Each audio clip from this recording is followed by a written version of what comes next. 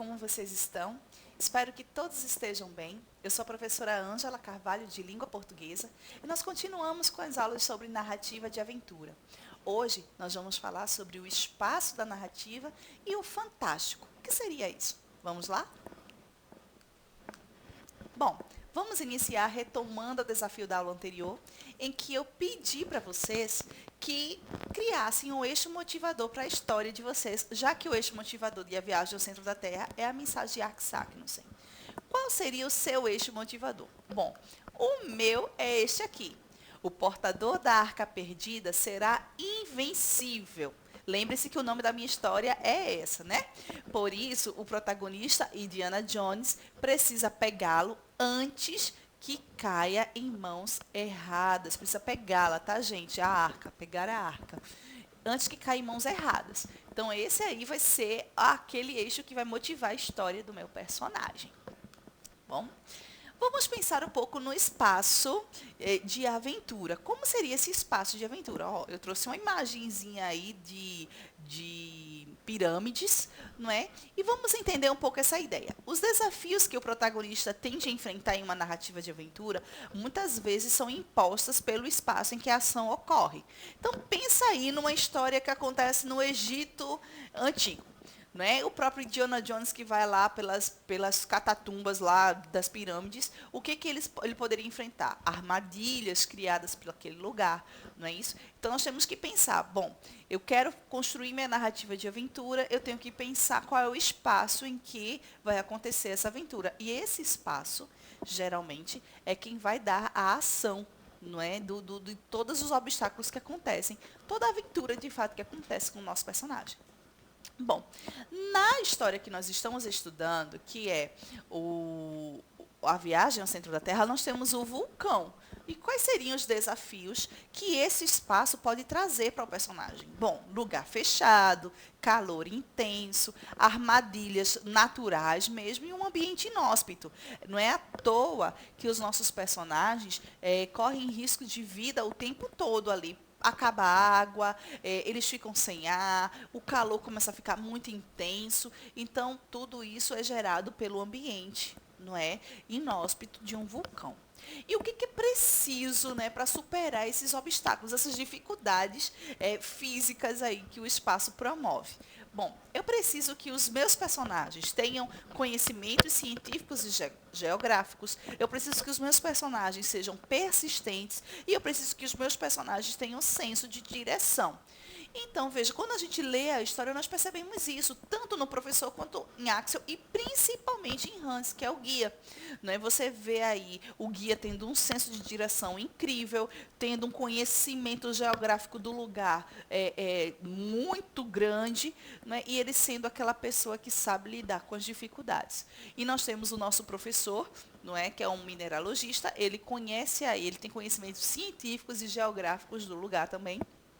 E ele persiste muito, mesmo quando está tudo difícil, que todo mundo, qualquer um diria assim, não, pega as coisas, vamos voltar, ele segue em frente, não é? Então ele é muito persistente. Então vamos lá, continuando. E o fantástico, como é que o fantástico surge aí na narrativa? O que seria fantástico? Bom, vamos pensar. Fantástico é um acontecimento inexplicável. Fantástico é realidade ou é sonho? É verdade ou ilusão? É o momento de hesitação do leitor. O fantástico é o exato momento da dúvida. Bom, na primeira aula da gente, eu disse a vocês que uma narrativa, ela pode ser real e pode ser ficcional, ou seja, ela pode ser fictícia, ela pode não ter acontecido de verdade, tá bom? Mas a história que é fictícia, ela não significa dizer que ela não tem compromisso com a realidade. Ela pode ter compromisso com a realidade ou não. Se nós pegarmos contos de fada, eles não têm compromissos nenhum com a realidade. São pessoas que voam, fadas que transformam a abóbora em carruagem, ratos em lacaios. E ninguém desconfia disso, ninguém pensa assim, por que que isso está acontecendo? Não, porque a narrativa promove esse tipo de acontecimento. Ela não tem compromisso com a realidade, então ela pode fazer isso. Já quando pegamos outros livros, outros romances, não é? Histórias que assistimos na TV, elas têm compromisso com a realidade, apesar de não serem histórias reais. Mas os acontecimentos são reais, as situações são reais, as pessoas são reais. O fantástico mora entre essas duas situações, em que a minha narrativa chega num limite tão fino que eu não sei se o que está acontecendo é real ou se é imaginário. Tá bom, então o fantástico dura esse momento da dúvida. É aquele momento em que você está tendo um sonho super incrível, de repente você acorda, não é? Mas aquela rosa que tinha sido entregue lá no seu sonho, que você jurava que era um sonho, tá ali em cima da sua mesa. E você faz, será? Bom, é esse será que é o fantástico, tá bom?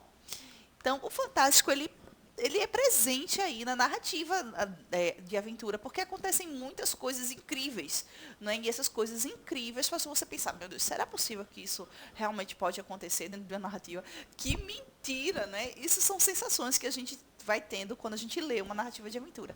Observe aí, entre lavas, titio, que foi, Axel? Estamos perdidos. Por quê? Veja as muralhas, o calor, a água fervendo, todos os indícios de um tremor de terra.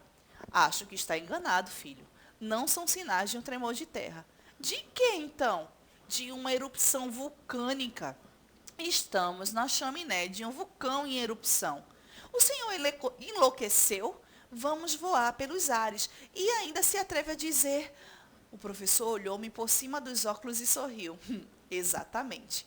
A única oportunidade de voltarmos à superfície da Terra. Imagina, gente, você está na chaminé de um vulcão em erupção. Será que isso é possível? Não é? As situações que são colocadas dentro da narrativa faz com que você duvide se é real, mas existem tantas coisas reais ao redor que você faz, não, mas eles realmente estão vivendo isso. Então, esse é o momento do fantástico. Agora, vou deixar um desafio para você. Bom, escolha um cenário para a sua narrativa de aventura. Ou seja, defina, né, qual vai ser o espaço da sua narrativa e pense aí qual vai ser os desafios que esse espaço físico vai dar ao seu personagem. E o que, que ele precisa para superar esses desafios. Então aí, vamos pensar no espaço, nos problemas que esse espaço pode causar ao nosso personagem e o que, que o nosso personagem precisa fazer, não é, para vencer esses obstáculos. Tá bom? Até a próxima aula. Fiquem com Deus.